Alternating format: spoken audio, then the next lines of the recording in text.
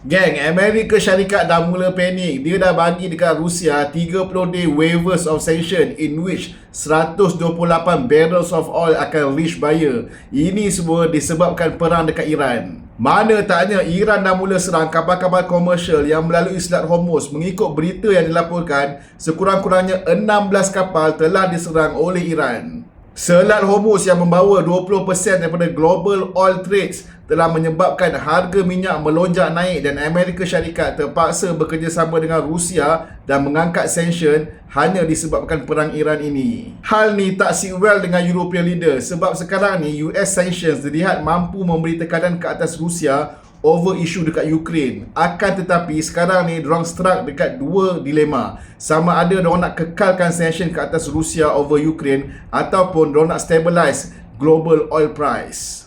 Kombinasi strategi yang digunakan oleh Iran ini iaitu gabungan tekanan ketenteraan dan juga ekonomi dilihat mampu memberi tekanan yang sangat besar buat Amerika Syarikat. Dalam bases pun kena attack, Israel pun kena attack. Sekarang ni harga minyak pun melonjak naik. Abbas Araghchi pula seperti menganjing Amerika Syarikat. Dia kata ini merupakan Western double standard. Sebelum ni Amerika Syarikat asyik tekan India untuk stop buying Russian oil. Tetapi tiba-tiba sekarang ni baru 2 minggu lawan dengan Iran dan lift sanction. Sebelum ni Iran ada juga keluarkan statement negara-negara yang menjauhkan diri mereka daripada pengaruh Amerika Syarikat dan juga Israel boleh dibenarkan untuk melalui Selat Hormuz. Akan tetapi perkara ini tidak akan sekali-kali menurunkan harga minyak dunia. Nak tahu kenapa? Cek link dalam bio.